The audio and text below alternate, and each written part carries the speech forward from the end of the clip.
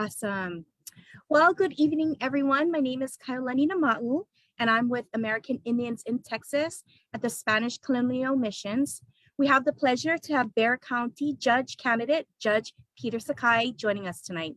Thanks again, Judge Sakai, for joining us. Just to let everyone know in the audience, we did invite the other candidate, but we were unable to secure her participation. All right. So for our audience members unfamiliar with your public service, please share with us some of details about your personal and professional life. Sure. Thank you, Kai. And let me thank the American Indians of Texas, the Spanish Colonial Missions. I was at your convention there on the west side of San Antonio, and I learned a lot. And I think that's what you'll learn about me. I'm always willing to listen and always willing to hear from all parts of our community, especially the Native American. My name is Judge Peter Sakai, and I'm running for county judge. And I'm a lifelong Democrat.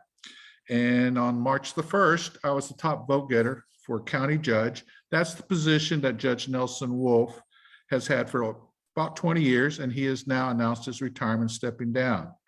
I have been your district court judge, hearing children and family cases in the district courts there in the Bexar County Courthouse for the last 26 years, and especially the cases involving abused and neglected children. And as your district court judge, I have focused heavily on the issues of protecting children and empowering families and trying to improve the system. But let me kind of back up a bit for those that obviously don't know my history. Let me direct you to my website at www.judgepetersakai.com, because you'll get more information if you want to get that. But I was born and raised in the Rio Grande Valley in South Texas, along the border of Texas. I'm the son of farmers. Actually, my maternal grandfather was one of the first farmers down in the Rio Grande Valley back in the early 1900s. My father's parents, both grandparents, immigrated from Japan. I am a Japanese American, an Asian American. And as an Asian American, I think there's really a close tie and bond with the Native Americans and in our ancestral histories and our common blood and DNA, so to speak, especially in the ancestry.com world that we live in. And growing up in the Valley, I grew son of a farmer. I grew up to respect and revere the land. And I was basically worked and taught by my parents that hard work, honesty, and humility are the values that are important. And that's what I carry to today. And I give credit to my parents who pushed me basically to go to school. And that's the reason why I left the farm as soon as I could and went to college. And I went to UT Law School and got I got my undergraduate degree and law degree at the University of Texas in Austin. From there, I went to the district attorney's office and started in the Bexar County DA's office in 1980, nearly 42 years ago. And I rose up the ranks, so to speak, in being the chief of the juvenile section that was in charge of the abused and neglected children. And then I left to go to private practice, where I practiced civil practice and the general practice, and I represented municipalities. And that's why I understand the issues of the municipalities here in Bexar County, which the county is also responsible for. I left to go to become the first associate judge and appointed judge of the Bexar County Children's Court, a nationally renowned court that was created in 1995. And then I had the opportunity to step up to run for the 225th District Court to succeed my friend to mentor Judge John Specia. I filed as a Democrat, and I had a contested primary election, much as I do now. I ran against a Hispanic opponent, a Hispanic trial lawyer, and I was told, you know, Judge Sakai, you're a great judge, but you don't have a chance because you're Asian and your opponent is Hispanic. And I overcame those odds to win the primary. Then I had a general election, much like I will have in this particular election in the fall, and basically had a Republican opponent who was endorsed at that time by Senator John Cornyn. I basically overcame the conventional wisdom that there was no way I could win in that particular election. And so I then served for 4 terms. The last 3 terms, I was running unopposed. And so I think it speaks well to my reputation, my integrity as a district court judge, protecting children and empowering families. Judge Wolf announced his retirement. And so at that time, I decided to step down as a district court judge, to step up to be your next county judge, to be basically the chief executive officer of the county, along with the 4 county commissioners. And so that's where I'm at, Kai. That's my background. And also too, let me just also give you a little history, family history, that I think ties in with the Native American experience. And those are the issues that sometimes we must always recognize. And that's some of the history of discrimination, bias and prejudice, racism that occurs in our country. In history, my father's side, my paternal grandparents grew up on the West Coast. And as a young kid, he was interned into those Japanese American intern camps at the start of World War II. And so the reason why I bring that issue up is it's a recognition of the history, and we can never deny or try to change the history of our country, and that we have history of racism and discrimination. That's the reason why, as a judge, a district court judge, I was always loyal to my oath to protect and defend the Constitution of the United States and of this state. And I think if there's any time at this point, women's rights to their health care are under attack, voting rights are under attack. And so the rule of law is so important. And I just wanted to mention that's one of the historical uniqueness of my background, the fact I understand discrimination, and I am committed to the rule of law to protect all people of our community and all people, especially people of color. Thank you, Kai, for that, allowing me to give my brief history of who I am. Thank you, Judge Sakai. So in the private sector, market forces like competition ensure efficiency and improved customer experience. How can you ensure Bexar County residents the county can make similar strides? Kai, that's one of the platforms that I have basically committed to. And because of my work as a district court judge, just to kind of give you a little bit more background, I was also the local administrative judge and administrative judge at Children's Court, that nationally renowned court. So I was in charge of staff. I was in charge of nearly 100 employees working in the court system. I was also in charge of getting the budget set and defending the judiciary, the district courts, in regards to commissioner's court. And so the issue of delivery of services and execution of service of county is very, very important. And on the programs I ran, family drug court, early childhood court, our college-bound docket, I made sure that we delivered effective and efficient delivery of services, that we had what's called evidence-based outcomes. In other words, what we could do for our families to empower them on the principles of restorative justice. We wanted to make sure that we could always deliver services. I will tell you, from the dealing with the executive side, the commissioner's court, the issue of delivery of services is an issue. I think Bexar County can do a better job in delivery of services. I think the county can do a better job in being fair and consistent to all parts of our community, and that it doesn't just serve special interest. I think the county can do a better job in making sure that small, minority, women-owned businesses, especially people of color, especially Native American community, are always recognized as valuable contributors to our community, and they should always be included in the economic development, the infrastructure of our community. And so I truly believe that customer service, just like it's so important to a small business or business community, the county government must also commit to that. And that's what I will want to do, is make sure. And one example is contract procurements or payments by the county. I will tell you that I was always bothered by the fact that the county has such a reputation of being a slow payer and sometimes doesn't pay their bills because of whatever bureaucratic processes. That's got to stop. And that's my commitment to you and to citizens of Bexar County. Let's make county government more effective, more efficient for everyone. Thank you, Judge Sakai.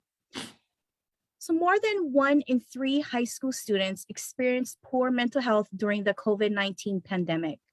What can the county do to address this staggering development? Well, I can give you an example of what I did in the district courts, and that's the reason why I want to be the CEO of the county as the county judge of the commissioner's court. And that's because in district court, the issue of mental health for our students was also very crucial, especially for abused and neglected children. And so for students who, obviously, we know that there's bullying in our schools. We know that students are victims of crime. We know that there's abuse and neglect going on in homes. We know that mental health and the support of mental health access. And my commitment to you as your next county judge is to make sure we take care of the mental health. We got to expand our capacity to serve. And we shouldn't wait till people fall into our system, be it the criminal justice. In other words, you get arrested for some crime that you may allegedly commit, or that you get accused of abuse and neglect, and you come into our justice system on the child abuse and neglect court and wait. On the principles of restorative justice, I want our justice system to help empower people. Let's quit locking people up, especially those that are indigent and low-level risk offenders, misdemeanor kind of drug kind of offenders that pose no danger to our community. First of all, let's not lock them up. Let's get them diverted to pretrial programs that can deal with their issues, drug treatment, mental health services. Because I will tell you, one of the top 3 issues in our abuse and neglect docket is drug and alcohol addiction. It's mental health and the access to mental health. And finally, the issues of domestic and family violence. And those are the issues that we must confront as a community in order to help our families and the individuals who come through our system. So let's get on the front end. Let's provide preventive programs, and let's increase the capacity to mental health. And that means working for the Center for Healthcare Services. It means working with the nonprofits who provide mental health. It also means working with our faith base, our churches. I have had direct conversations to make sure, especially our churches in our communities of color.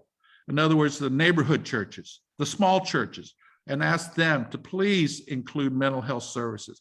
I also want to work with the schools so that we are partnering with them to make sure that they're serving the needs of their students and that we are truly addressing the issues. I think if there's any time that we need mental health, it's now. The COVID-19 has basically locked us up, so to speak.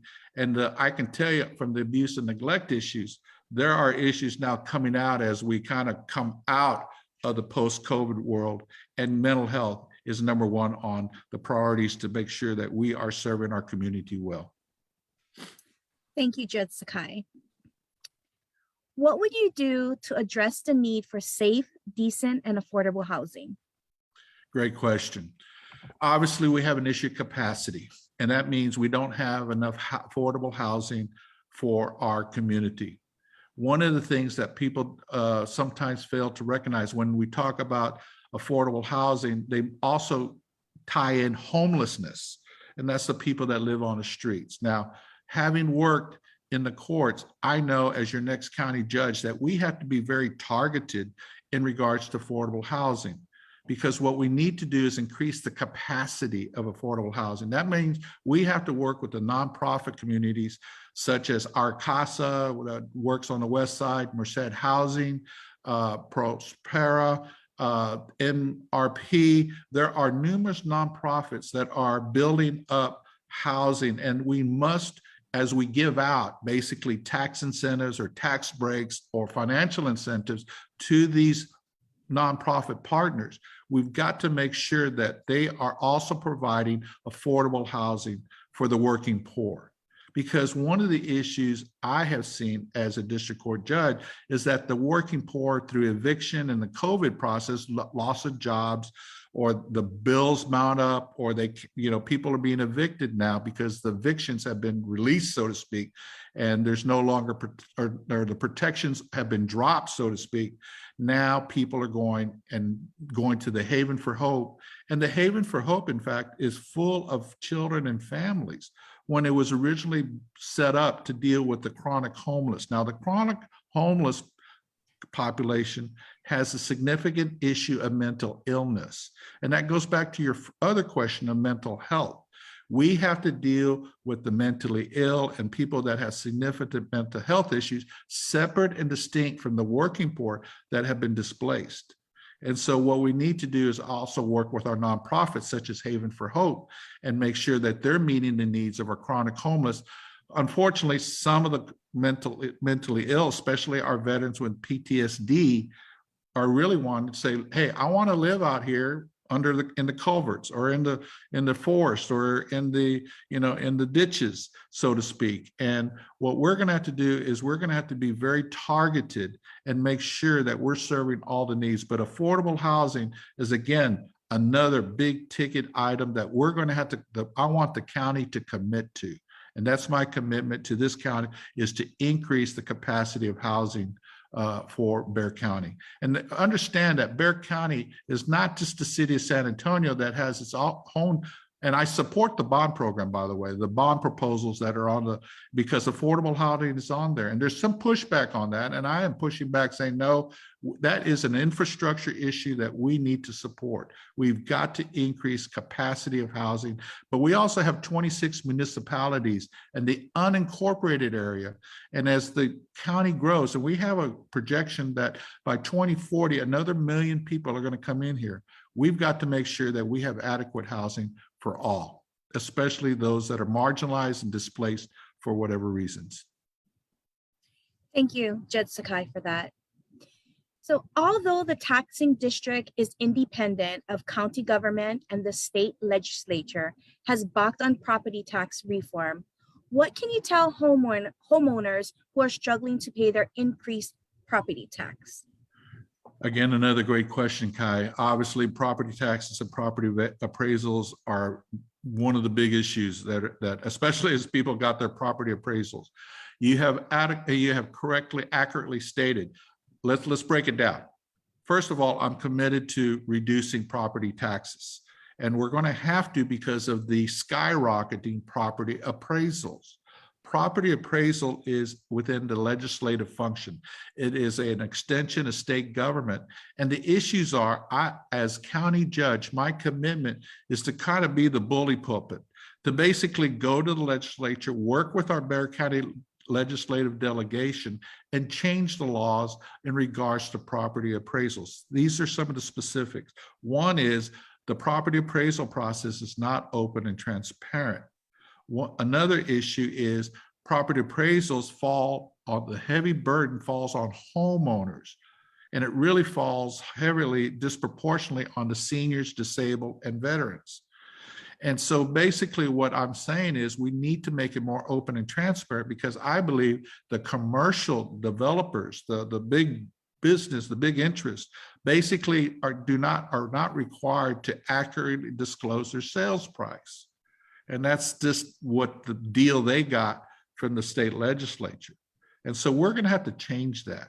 I'm also going to advocate that in regards to property appraisals, that the state, again, another legislative issue, because of the state legislature, that I'll call them out. The Republican legislature has basically shifted the burden of school district taxes, which is the biggest bill on your tax bill. School districts, it's a killer tax. But what happens is the state of Texas pulls about 16% of the school district taxes to fund the state budget. That's and I'll tell you what, that's on as my last recollection, page 318 of this whole appropriation bill. You'll see that the state of Texas is siphoning off. And so I want to argue and to change, to say the state of Texas, you need to step up. you need to cover those school district taxes, and all the school district taxes need to go back and fund our public school system. And so the other kind of ideas I have is that we should have an early discount for if you're able to and have the financial means, then get an early discount like everybody else gets on any other type of bills. Also, two, let's make the appraisals more, like I said, open and transparent. And so that is going to take the state legislature to do that. But as county judge, I'm committed to make sure that our seniors, our disabled, our veterans are not displaced. I'll be honest with you, we can, the seniors, disabled, and veterans have a right to call age in place. They have a right to live in their homes till they're decided that they don't want to. And then it goes to the other issue of gentrification, but that's another question. But I wanted to make sure that everybody understands my commitment is to reduce property taxes. My commitment is to really reform property appraisals. And my commitment is to protect our most vulnerable, our seniors, our disabled, our veterans, our children and families. Thank you, Judge Sakai. So this past winter, the Commissioner's Court held a special session to address the problem of family violence. What can be done to address the backlog of cases better protect families from high-risk perpetrators? Well, as your district court judge, one of the last things that I was doing before I stepped down as district court judge was create the Collaborative Commission on Domestic Violence. And that's an example of the leadership I provide. As a district court judge, I saw that the domestic and family violence issue is really so destructive and disruptive to our children. That's the reason why we have so many children fall into our foster care. That's the reason why we have so many children that are abused and neglected, because as I said earlier, domestic and family violence is a big issue in those families. And so the Collaborative Commission is basically my way I do things. I'm smart enough to know what I don't know. I'm not an expert in everything, but I have developed an expertise on domestic and family violence. And I brought all the partners together, all the stakeholders. I brought the district attorney's office. I brought the law enforcement, the sheriff and the police chief. I brought the probation department. I brought the judges from the county court of law that hear misdemeanors to the district courts that hear felony, domestic and family violence cases. I brought the federal authorities. I brought the state authorities. I brought all the nonprofits together that provide support services such as family violence prevention services that's run by Martha Pelaez, and the Peace Initiative that's run by Patricia Castillo. I brought all of them together to come together and put their minds together and come up with solutions. Now, it is a slow process because it is a complex issue when you deal with families. I will tell you on the principles of restorative justice, that's a tough one, because in order to change action and behavior, you must change attitudes and beliefs. That is something that the Family Violence Prevention Services and the Peace Initiative has taught me. So it is a culture change. And much like the Native American traditions, you got to bring families together, and you hopefully you want families to figure it out themselves. But what we're going to have to do is we're going to have to get at the front end of this. We're going to have to provide more prevention services. We're going to have to provide services that change that culture, that attitude, that belief, that domestic and family violence is acceptable. It is not. And so it is going to take basically a collaboration of all those stakeholders that I mentioned earlier. And on principles of restorative justice, yes, there are perhaps some violent perpetrators that need to be locked up, so to speak, and we need protection from those type of offenders. But when we deal with low risk offenders, in other words, people that get into these disputes and then they fall into our justice system, we've got to refer them to these programs.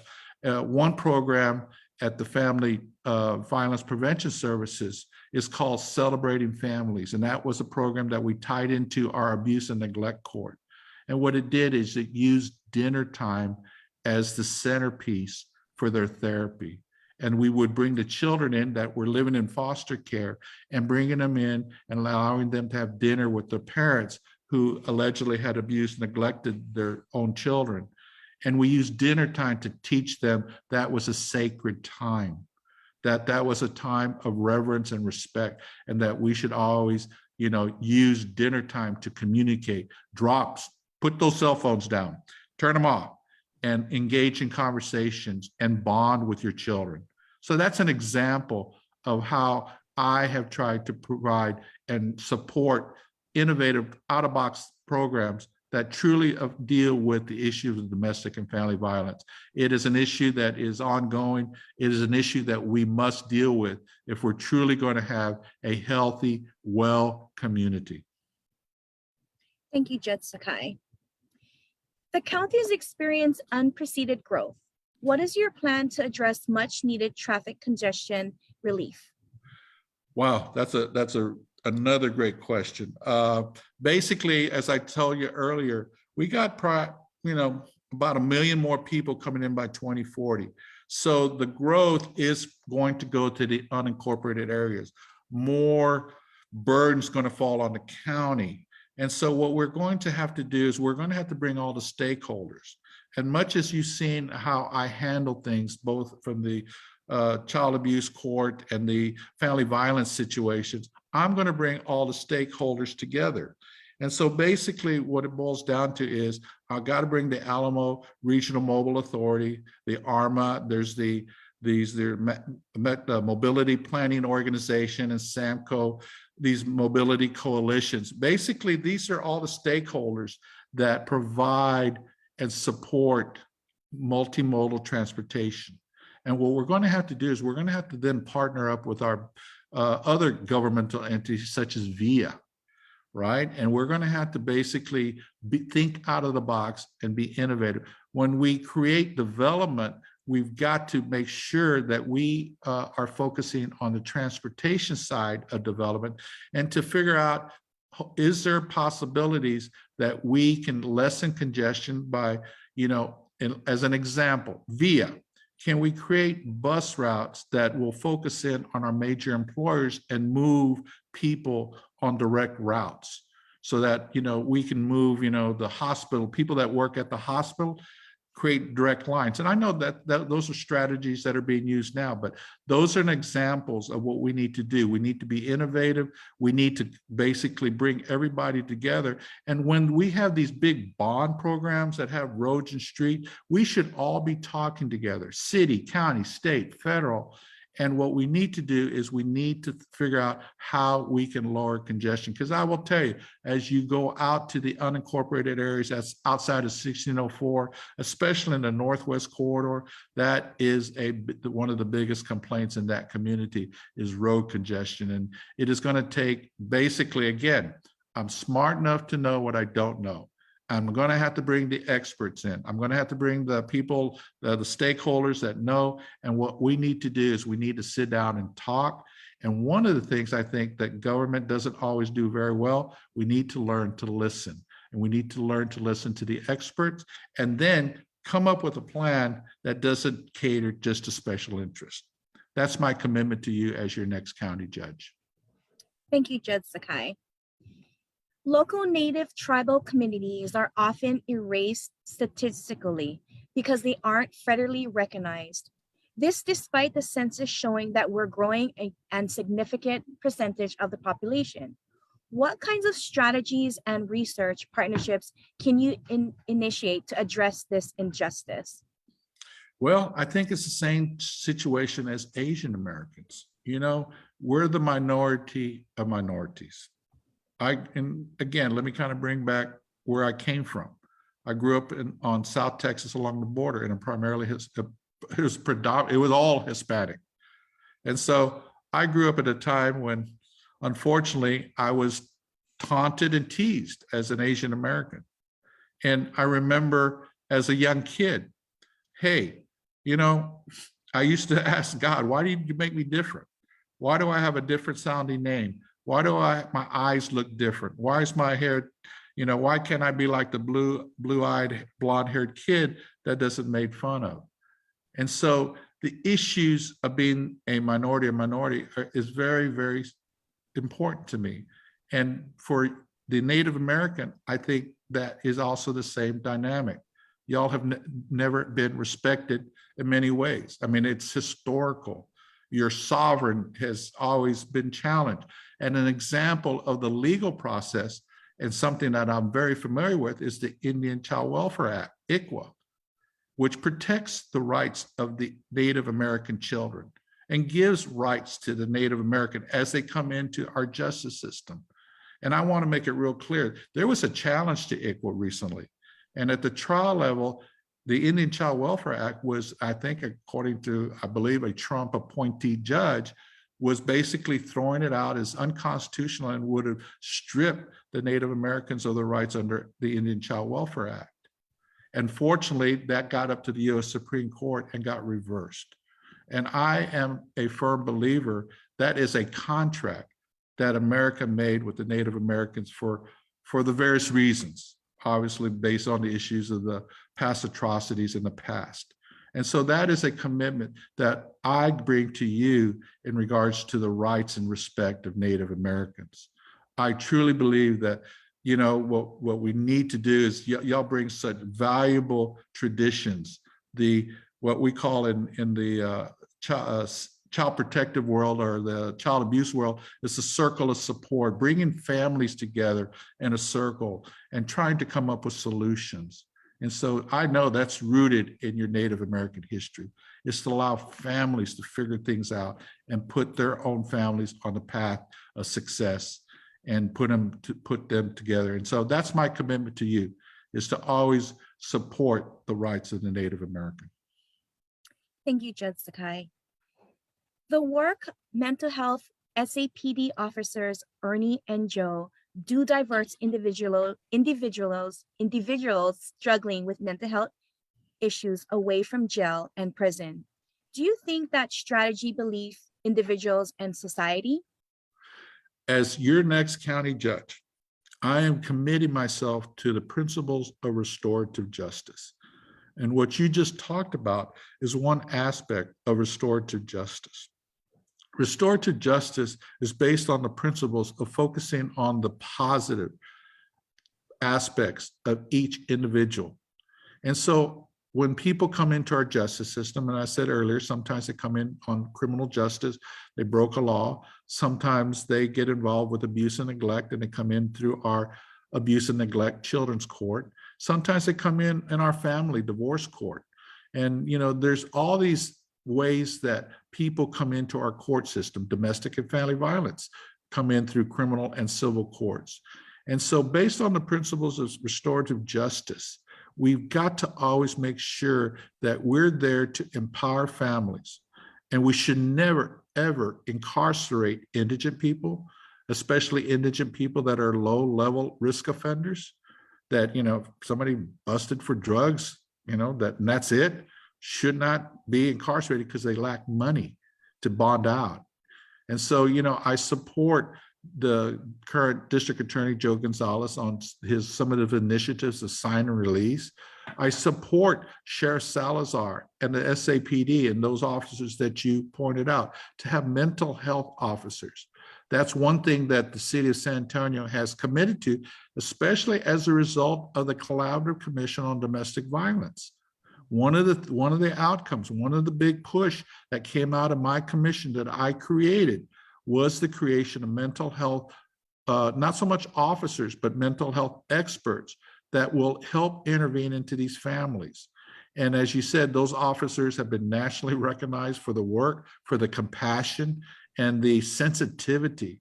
And what we've seen is, unfortunately, sometimes when we don't have those type of support services, we see the tragic situations of unfortunate deaths, shootings by law enforcement officers of people that we later learned were mentally ill. They were veterans with PTSD. They were people that had long history that, you know, everybody in the neighborhood knew, but the law enforcement didn't know.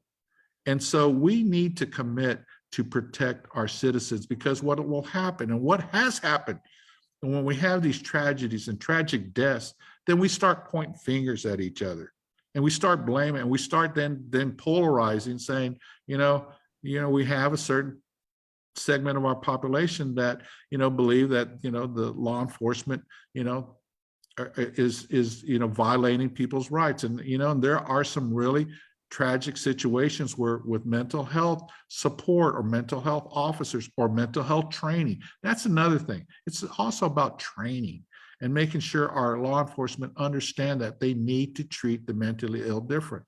I will tell you from the children's court, people with autism or on the autism spectrum need, especially Alzheimer's disease, they need to be treated with sensitivity, and they're often misinterpreted, and that's sometimes the reason why we need better training. And I'm committed as your next county judge to make sure our law enforcement, the deputies of the sheriff's department that fall under county government, get the training, and that we have the mental health officers to help support the patrol officers that report to the various calls in our community. That's my commitment to you as your next county judge.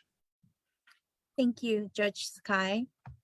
As you know, Governor Abbott's voting law SB1 made significant changes to voting by mail, as well as enacting more restrictive efforts targeting our voting rights. What can the county do to protect and perhaps expand these rights? Great question again, Kai. As we know, the women's right to choose their health care in regards to the issues of abortion is under attack. We don't know what the final outcome will be, but the next big issue is voting rights and the voting suppression that you have pointed out through that Senate Bill 1. And so basically, my commitment to you as county judge and how I will deal with that is county government is responsible for voting. Jackie Callanan is the current elections administrator.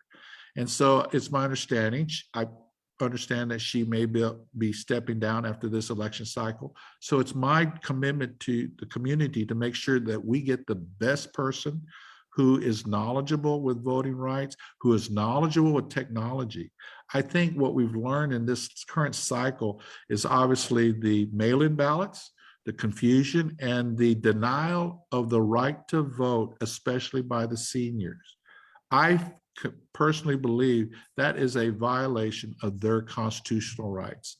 And I'm just highly disturbed and outraged that we have allowed people to be denied the vote because what? They didn't put their social security for the 4-digit number. They didn't put their driver's license number. They might have missed, they just made a mistake on their ballot on putting their right numbers on.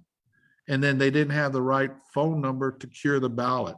There were nearly 3,000 votes that basically just were not, and that is a violation of their constitutional rights. And that is my commitment to you as your county judge, is to fight for their rights, to make sure. So I may not be able to change the law, but I can tell you, we're going to work on education. We're going to work on training. We're going to have to devote more resources to our voting department.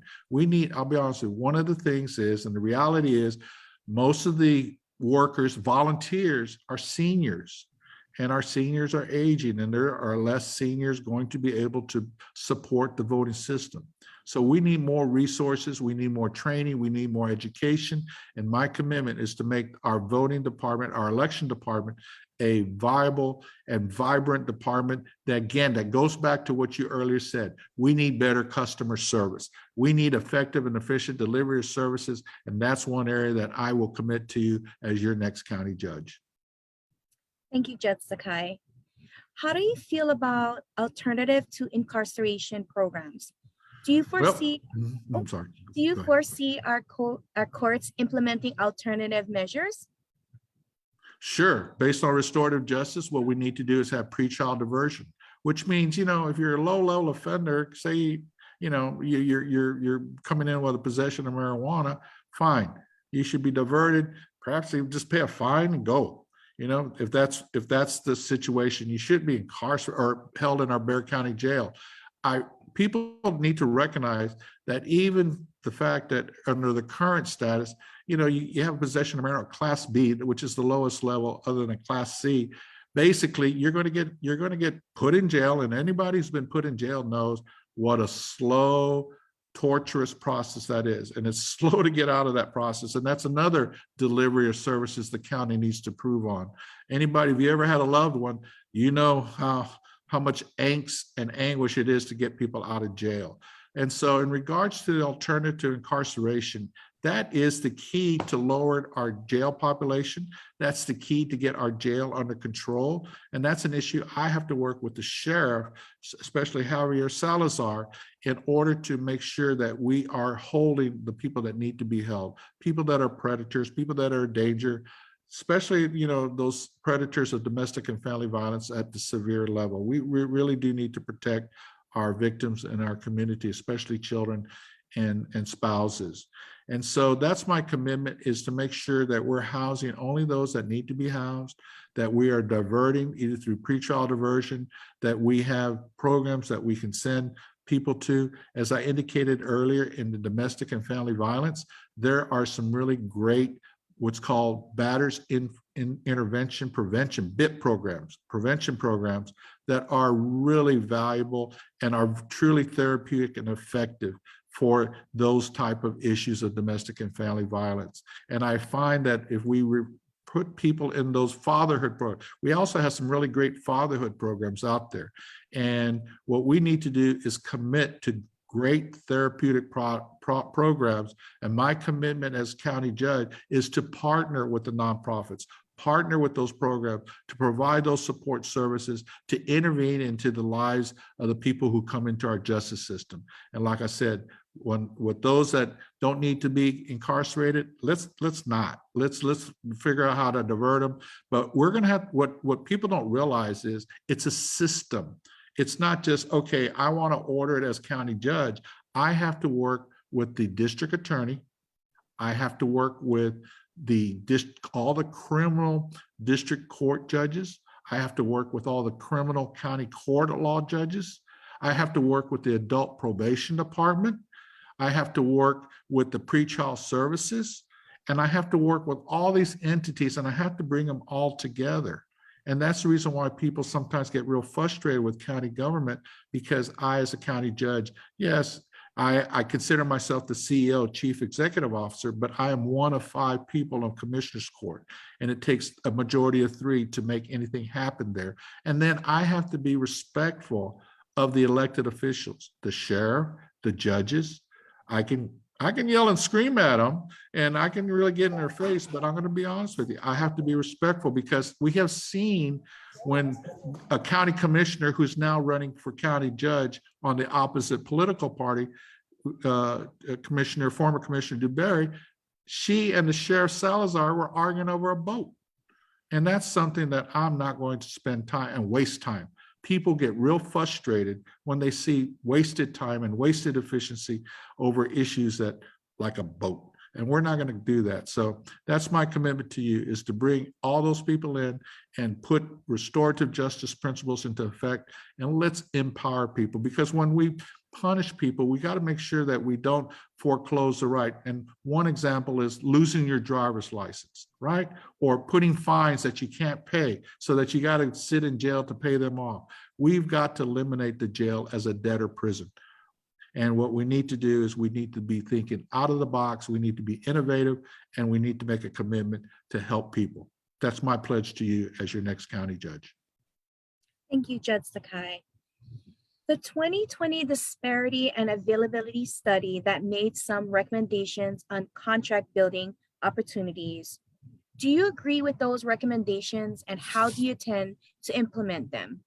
Sure, and that falls in our small business economic department. And also what's called SWIMBY, Small Minority Women-Owned Business Enterprises. Basically, I think the person there is Renee Watson is the person, and basically she's done a great job. It's about a commitment to make sure that people of color, people in all parts of our community are served with the opportunities that county government. I believe county government can do a better job. And so, yes, I commit to those principles and goals to make sure that small, minority, women-owned businesses, veteran-owned businesses are given an opportunity. And in some situations, what we need to do is we can't impose restrictions that we might impose on our bigger businesses, bonding requirements, insurance requirement. What we need to do is we need to be sensitive to the small businesses, and we got to give them an opportunity. And when we give out tax incentives and we give out tax breaks and we give tax abatements, we got to make sure that those are going to all parts of our community. It just doesn't go to one part of the town, so to speak. And what we also have to do is we have the right in making those contracts, in giving out those incentives and tax breaks, but making sure it not only serves the corporation in bringing their business to Bexar County and making Bexar County their county of choice, but it also includes the workers. It includes the service employees. It makes sure that the employees are getting a living wage, that they're getting the paid benefits that the other business employees are getting. And that's my pledge, just to make sure that Bexar County is fair and consistent and serves all parts of our community and serves all segments of our workforce, from the top to the bottom. Thank you, Judge Sakai. Are you in favor of reforming the current bail bond systems so that decisions about pre-trial release and detention are based upon risk level and research rather than the amount of money a defendant has? I'm totally committed to the risk assessment. In fact, that's where we need to go. And I truly believe in our senior judge there on our criminal courts. I was over on the civil side of the court, but as local administrative judge, I work with Judge Ron Runhell. And Judge Ron Runhell has overhauled what's called a central magistration system in order to make sure that we have a public defender now at magistration and the booking of people that come in to our jail. He has made sure that the appointment of counsels is done as quickly as possible, and that the court-appointed attorneys do follow up with their appointments of their clients. And he's also making sure that the diversion of the mentally ill in our jail is diverted, and that we're not housing the mentally ill in our jail. And so in regards to bail bond reform, that is a issue that is, I could totally commit that we need to go to a risk assessment plan or process that determines, because I will tell you, I'm still a person that believes in the protection of the community and public safety. There are perpetrators, there are people that are violent, there are people that are a danger to our community, and those people need to be held and incarcerated in our jail. Those that are under low level, those that are indigent, those that are mentally ill, no. We need to overhaul the bail bond reform system so that people are not held in jail because they don't have the money. And that's my commitment as county judge. I support bail bond reform. Thank you, Judge Sakai. It's no secret that the Bexar County Jail suffers from years of systemic understaffing and low morale, which has cost county taxpayers millions in overtime pay. According to Ron Dillard, a negotiator for Combined Law Enforcement Associations of Texas, this is the worst run jail in the state of Texas. What do you intend to do to address these issues? Again, that is an issue that I, as a elected official created by the Texas Constitution, and the sheriff, who is an elected official by the Constitution, we're going to have to sit down and we're going to have to communicate, and we're going to have to collaborate. But there are 2 studies that have been ordered by Commissioner's Court, and we're waiting for those studies to be completed. When I become your next county judge, my commitment is to follow through on those recommendations. But yes, the county jail has its issues. But I believe, I'm going to take it to this point, and I believe it's rooted on compensation of the deputies. I don't believe that our deputies are adequately compensated for the work they do in the jail. And the working conditions are, I believe, horrible and horrendous. And so basically you have an issue of employee turnover, and employee turnover is basically, I believe, the underpinning for the overtime issues. Now, again, that's my observation from not being in the jail and not being the county judge at this time. So again, I'm smart enough to know what I don't know, and I'm going to have to wait till those studies are done and know with the details of how we can address this jail overtime issue. But I can tell you, this is very similar to Child Protective Services and caseworker issues. We had about 10 years ago a crisis in child protection. In fact, we have a crisis now with Child Protective Services. What we have is we have CPS caseworkers working 24/7, taking care of what's called CWAP children, children without placement.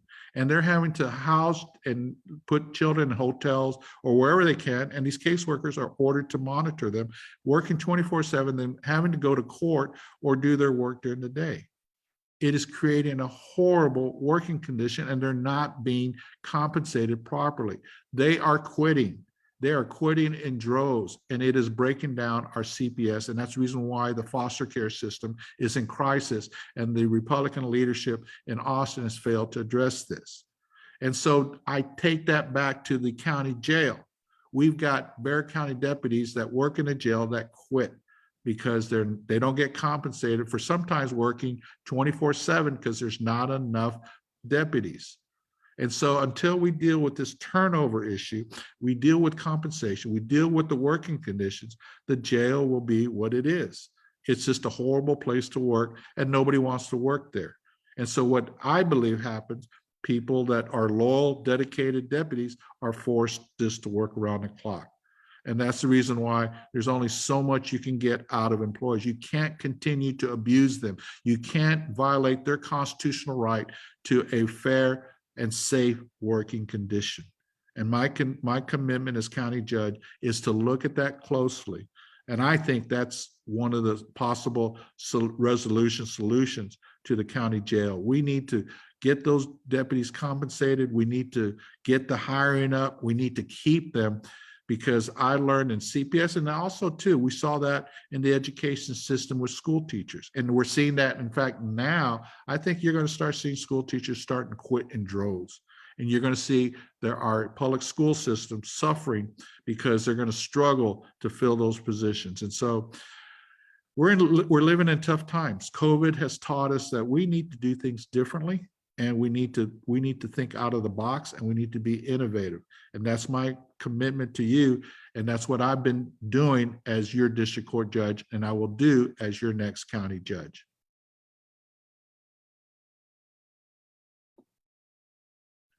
I can't hear you. I apologize. Oh, Thank you for that, Judge Sakai.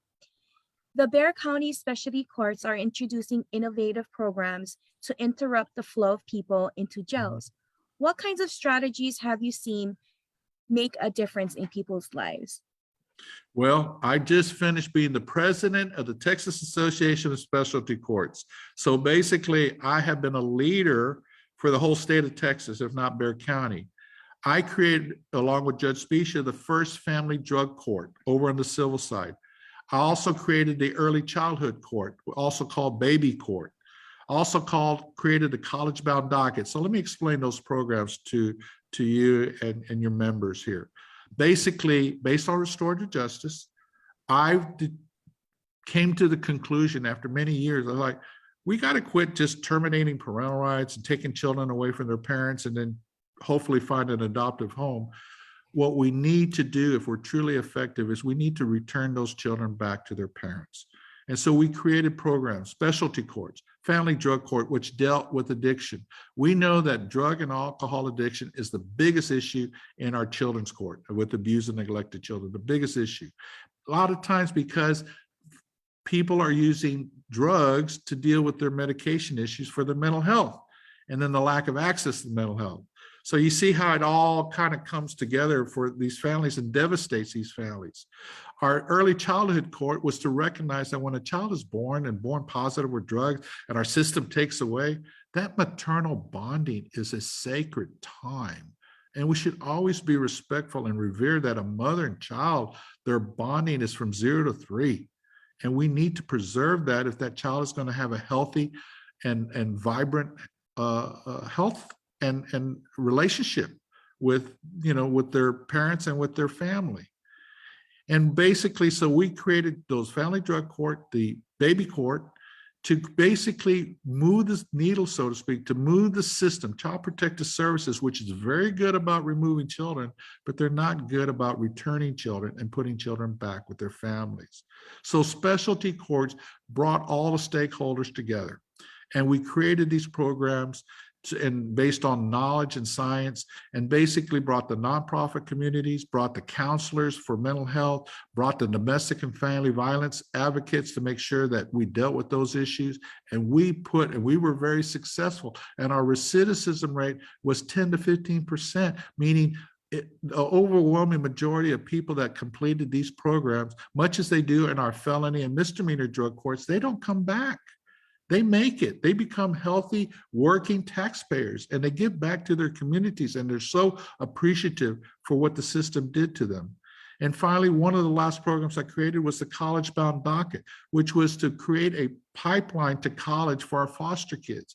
And what we do is we connect with them as early as middle to high school, identify their needs, make sure they get extracurricular activities or normalcy programs. Sometimes we just had to buy them their athletic equipment in order so they could participate in sports. And what we found is that we have a lot of foster kids that have a lot of talent and a lot of skill, and they're great either academic, sports, music, band, whatever they wanted to participate. And when we set them up, then what we wanted to do is they're prepared to go to college. They're mentored. They have a CASA volunteer, a child advocate volunteer. They got a caseworker that's trained to how to prepare them for college, just like what we do for our own children.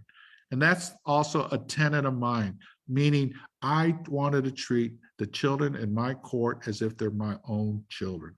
And so they deserve that, and we created that. And it's one of the innovative programs that I was recognized at the national level, was these specialty courts. So I am totally committed to specialty courts. I believe that is what our court system should do. We should do everything we can to make people succeed, and not just punish people by locking them up or make them pay a fine, especially when they're unable to because they've lost their driver's license or they're not working. And so that, I could get on a soapbox on that. That's something that I have committed to my whole entire life, and I will commit to as your next county judge. Thank you so much for that, Judge Sakai. So this is the last question that I have. If the voters of Bexar County elect you, what do you anticipate your tenure would look like? I'm sorry, what was the question? If the voters of Bexar County elect you, what do you anticipate your tenure will look like? Oh, I heard temperature. I go, well, it may be pretty hot, especially if people don't like some of the things I want to do and the changes I want. But my tenure, I commit, as you've heard, I'm quite clear. I'm an innovator. I'm an out-of-box thinker. I'm a change agent. I want to change the way we do things. And I have clearly recognized that I think Bexar County can be more effective and efficient in its customer service.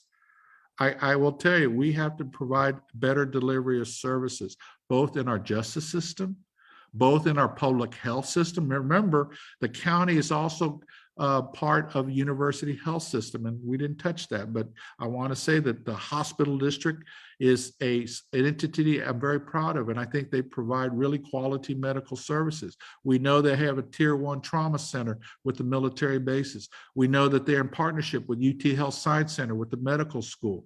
We know that they're leading in the transplants. So we got a premier medical facility. So public health, public safety is something that I want to mark in my tenure. I want to continue. In other words, infrastructure, although infrastructure such as roads and road congestion are important, and we need to be developing a plan, I want to focus in on children and families. That's been my whole life, is to make sure that we do the best job we can for children and families. And my tenure will be marked that the infrastructure is going to be children and families and be child-centric and family-focused. And further, I just want to make sure that we are open and transparent. I think there is valid criticism that sometimes the county doesn't do things in a very open and transparent. And one of the things that recently came into the newspaper was the public health entity. The county is creating a new a public health entity in conjunction with basically with the City of San Antonio Metropolitan Health District.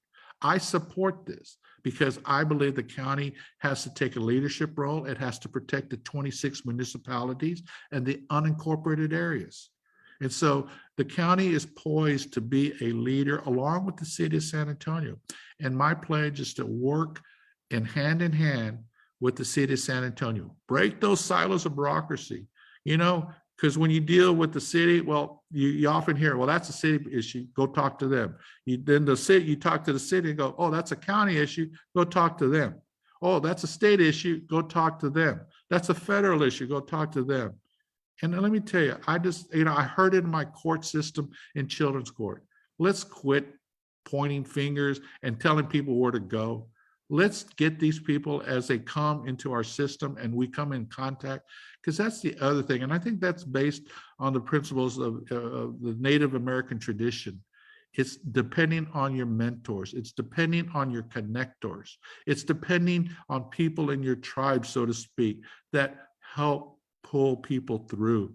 And that's what we need to do. We got to quit pointing fingers and telling people where they go. We just got to hold their hand and grab on tight and tell them, we're going to be with you. And that's my commitment. I want to join hands with you and say, let's do this together. My promise to you as the American Indians of Texas is to always listen and always have you as a seat at the table, and to make sure that you are participating in county government and that I hear you loud and clear. Because as you know, we got issues from time to time on Native American traditions and we need to respect the sovereign, especially the sovereign of the Native Americans. And that's, again, my promise to you, to always be there to listen and to have a seat at the table for you. Thank you for the opportunity to speak to you. I ask for your vote. I ask for your support. May 24th is the runoff election. I need everybody to come back out, and please bring your family and friends. We predict a low turnout. We're finishing up the May 7th bond election, which will finish on Saturday. We are not on that ballot. That is a separate election, which will finish. And then the early vote for the May 24th is May 16th to May 20th, a Monday through Friday, no weekend. So if you kind of blink, you may miss this election. And that's the reason why I need my supporters, my voters to come back out and to vote me in as your next county judge. Thank you, Kai, for this opportunity. Thank you, Judge Sakai. I do have one last question that was posted in the chat, if you don't mind. Sure. Okay. Would you consider a tribal liaison role in the county? Sure. I'd love that. Again, I'm smart enough to know what I don't know. And there are obviously a lot of issues that I need to be helped on and informed on. And yes, I would love to have that. And I would invite you, as when I'm your next county judge, to say, Judge, you told us. And so come back and we'll have that done for you. All right. Thanks again, Judge Sakai, Thank you, guys. for joining us. I really appreciate it. I've had a wonderful time. God bless y'all. Bye-bye. Bye-bye.